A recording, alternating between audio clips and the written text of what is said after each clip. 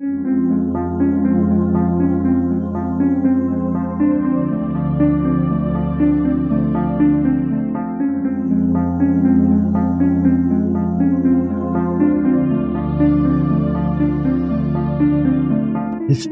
tells the story of the world and of our lives.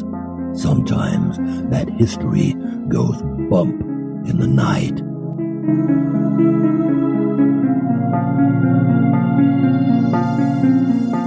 Broadcasting from the center of oddity and the supernatural in Central Florida, it's the History Goes Bump podcast.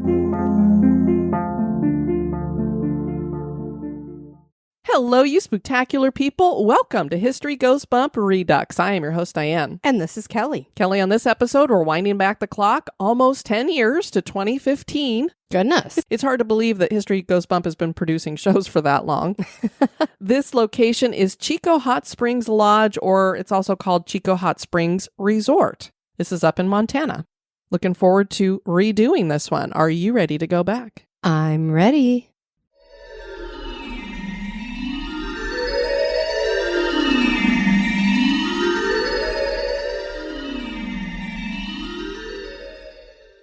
Just north of Yellowstone National Park, in the heart of Paradise Valley in Montana, lies the Chico Hot Springs Lodge.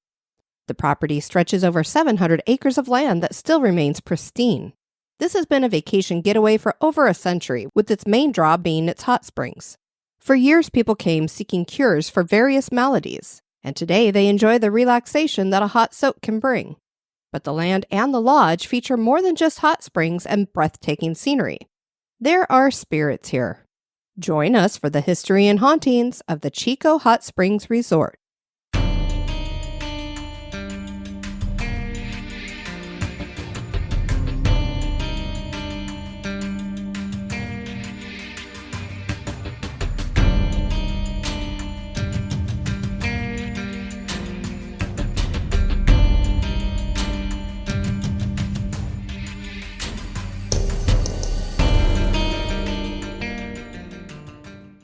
The state of Montana is named for the Spanish word for mountain. The initial name Spanish explorers gave to Montana was Montana del Norte, and I bet it was like Montaña del Norte, something like that. And it was part of the Idaho Territory when America was beginning as a country. Montana is the fourth largest state in the United States of America and probably the most undeveloped. Various Native American tribes have lived in the Montana area, including the Crow, the Blackfeet, and the Cheyenne. These same indigenous people were the first to use the hot springs found in Prairie, Montana. Prairie, Montana was established in 1907 by Valentine Egger, and the unique thing about the town of Prairie is that it is privately owned and always has been. Oh, wow. Egger was an entrepreneur, and he wanted to name the town after himself, but the post office said it sounded too much like Edgar, which was already the name of a nearby town. He decided on Prairie after Congressman Charles N. Prairie, who was the member of Congress that approved new post offices. What a way to, butter him up to, hey, will you give us a post office? We'll name it after you. The town has always been just a few small buildings that include the post office, a store with a bar, a commercial building, and a few outbuildings with several hundred people in the outlying areas using the town as their address. And of course the store had to have a bar because every town has to have a bar. The Walker family took over the town in 1953, moving here from Hardin, Montana. It passed from father to son and then shut down until 2003, when Johnny Walker, yes, that is his name, stopped by the family property and decided to breathe new life into the place. He worked on the town a bit and then got cancer, so the property was idle again until 2007, when Johnny's wife Barbara decided to give it a go. The process had proved time-consuming, and so in 2012, Barbara put Prairie up for sale for $1.4 million. Barbara tells stories of a time when the general store had a zoo behind it in the 1960s, and drunk locals... They needed you, Kelly, at this time. Oh, goodness. And drunk locals brought a box of rattlesnakes into the bar to warm them up. The snakes were gone when the bar... Golly. I mean, why are you bringing them in to warm them up? We don't want to warm up rattlesnakes. Rattlesnake Roundup or something? I don't know. The snakes were gone when the bar owner came in the next morning, and they spent all winter catching rattlesnakes. Great. Hopefully you're not too drunk at the bar and fall over and bam, there's a snake. Legends claim that there was a murder at the bar in the 1950s. The town was put up for auction eventually, and the largest offer was $325,000. So apparently Barbara still owns the property since she turned down that offer. Yeah, so I don't know an update on Prey, but I haven't heard that there's a new owner or anything. Chico Hot Springs Resort is 3 miles south of the town of Prey. John S. Hackney was a miner who came to Paradise Valley in 1865 to join other miners who had been gold mining in nearby Emigrant Gulch. He kept a diary, and in it, he made the first mention of the hot springs in the area. By 1890, 2 wooden tubs had been built for the water of the hot springs to flow into inside of a small wooden building. 10 years later, Chico Warm Springs Hotel was built by Bill and Percy Knowles and consisted of a main lodge, and the 2 wooden tubs were replaced by a large pool filled by the hot springs. The pool was dubbed the Plunge, and it was 6 feet deep and 44 feet in diameter. Several private baths were built for both men and women. Bill Knowles died in 1910 of cirrhosis of the liver, but Percy continued to run the operation until her health led her to turn the operation over to their son, Radburn, and his wife, Agnes Sophia. During the time that Percy ran the hotel, she brought in a doctor and turned the place into a pseudo-hospital, offering treatments for arthritis, kidney issues, and blood and skin diseases. 2 other oval pools were added through the years, and the Plunge was enlarged. The Knowles sold the property in 1948. In 1957, the roof over the Plunge collapsed, miraculously killing no one and only giving 2 people minor injuries. The roof was left open after that. The resort would be reinvented into many things over the years. It was a church camp for a while, and then a guest ranch, and then a bed and breakfast. Later, it was a roadhouse, and then a romantic inn. Owners Mike and Eva Art rescued the property when they bought it in 1973. The resort consists of lodges and cabins with a larger main lodge. The main lodge is the original building that was built in 1900, and it is a 3-story Victorian inn. There are 48 rooms in the main lodge. Part of the main lodge is the Warren Wing, named for actor Warren Oates, who was a frequent guest of the lodge. Oates appeared in The Wild Bunch, Dillinger, and Stripes. Lots of stars have come to the lodge over the years. A fun fact is that Jeff Bridges and his wife of 47 years, Susan, met while he was filming a movie near the lodge, and she was a waitress at the lodge. The Fisherman's Lodge is a 1-story motel with 12 rooms. On the hill above the Fisherman's Lodge are several rustic cabins. There are chalets and cottages as well. The restaurant that the Arts opened put the resort on the map for fine dining in Montana. Yeah, everybody raves about the food there, so it must be quite good. It's worth the drive. Rumors claim that spirits from bygone eras are still at the lodge. People died here when the hotel was used like a hospital, and of course, the property is on land that was lived upon by native people. Former owners Bill and Percy Knowles are thought to be 2 of the spirits still roaming the area. Before her death, Percy had spent quite a bit of time sitting in room 349, looking out the window as her health deteriorated. Room 349 is said to be the most haunted in the lodge, so if you're going to book a room, that's the one you want. The 3rd floor hallway near that room has hosted several appearances by full-bodied apparitions of Percy, and both herself and her husband Bill have been seen sitting at tables in the restaurant. One appearance of Percy that took place in 2000 was witnessed by many guests who thought she was a staff member until she disappeared. Gotta love shared experiences. Absolutely. We have mentioned in previous podcasts the phenomenon seen in so many different places known as the Lady in White. I keep saying I'm going to write a book called The Lady in White and Yeah. just have all of these stories in there. It seems most states and even countries have an urban legend or true tales about a woman who appears in white.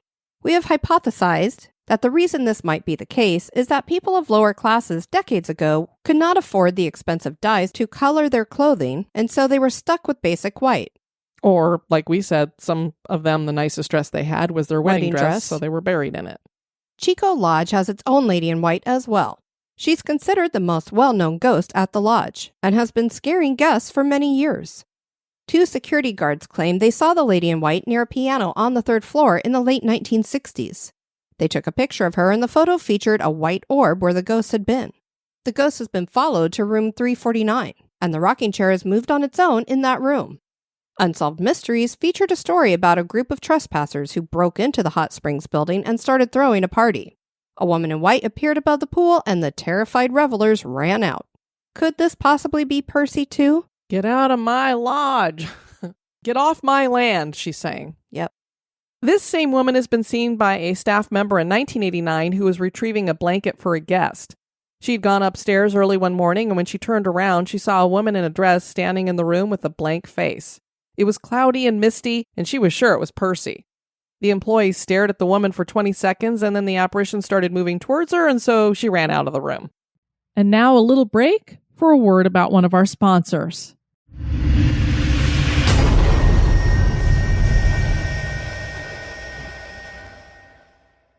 A security guard had an experience in 1990 that he tells like this. It was in January of 1990 when I was doing my 2:30 a.m. rounds and there were only a few guests in the upstairs building. I was walking on the second floor and past the stairway leading to the third floor. I stepped back a few paces to the bottom of the stairwell and looked up to see a matronly lady standing at the top landing looking down at me. This was unusual because there were no guests staying on the third floor. The lady was about 5'5" tall and about 45 to 50 years old. She wore a full-length pale blue dress with a high collar and long sleeves with white flowers. Her hair was in a bun. She didn't acknowledge my presence whatsoever. I asked her if I could help her, and with a face absent of expression, she walked away, drifting without movement of her torso. I ran upstairs to the third floor, and the hall was empty and quiet. The lady was gone. However, I detected a sweet fragrance between rooms 346 and 350. I opened room 349 only to find a dark, cold room. However, the rocking chair was slightly rocking back and forth. When I turned on the room's light, the chair ceased movement and the sweet fragrance was gone. When I went back to the lobby and explained what happened to the night auditor, she replied, "Welcome to the Percy Club." Another guard reports that the bar had been put up for the evening with all the stools in their place, and he went down the hall to the bathroom. When he returned from the bathroom, his path was blocked by the same bar stools that had just been straightened up for the evening. That same evening, he and the night auditor heard noises coming from the kitchen. When he entered the kitchen, the noises stopped suddenly. Pots and pans are heard banging around in the kitchen in the middle of the night by other people as well. A dark figure has been seen in room 351. An old family Bible in the attic always remains open to the same page in Psalms and never collects dust. The rocking chair that Percy always sat in will move to face a window no matter where it is placed. A male ghost was reported by an employee. He tells the following story. I'd gone to bed and was just about to fall asleep. It was fairly dark, but a little light from outside was coming through the window. Suddenly, a tall figure appeared in the corner of my room. It hovered off the ground, extending almost to the ceiling. It began moving, waving away from the wall and down toward me, then back again.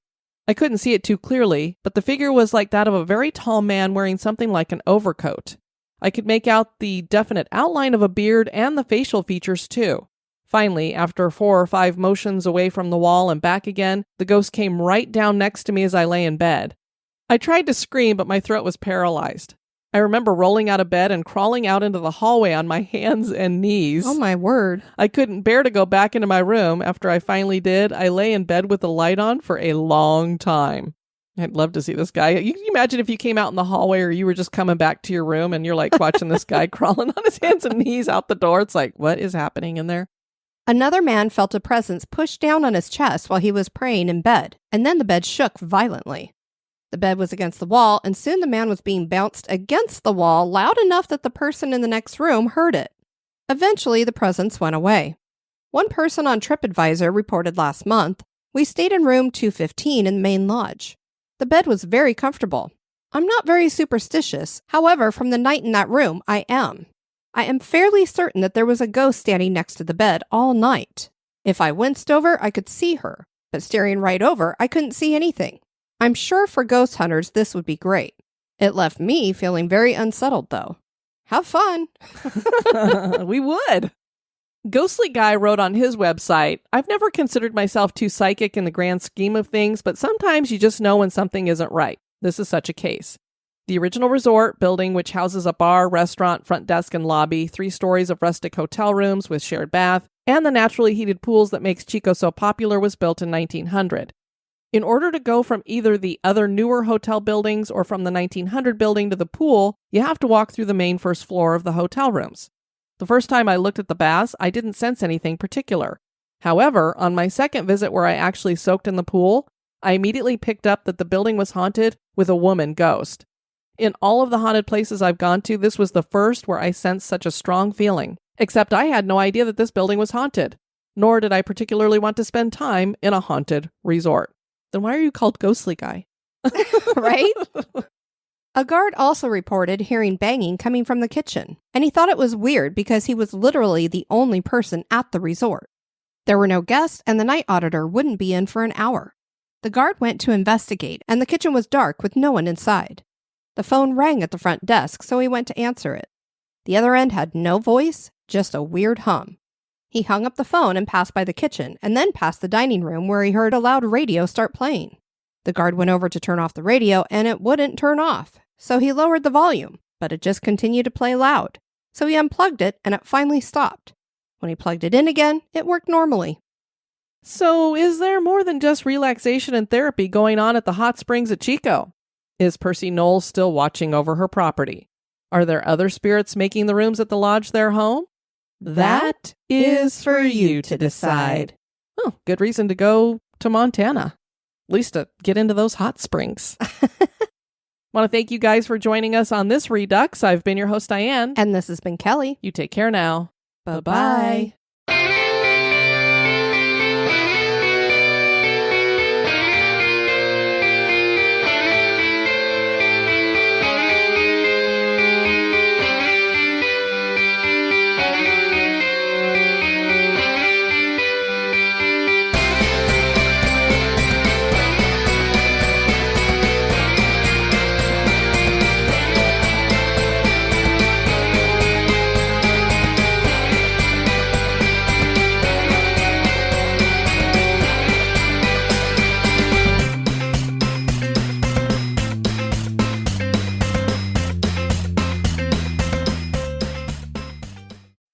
Owners Mike and Eva Art rescued the property when they bought it in when? In 197? Goodness. That was a long time ago. Chico Hot Springs Resort. When did they buy it? Okay. That was a good year. Stars have frequented. I can't say that word. Lots of stars have come to the lodge over the years.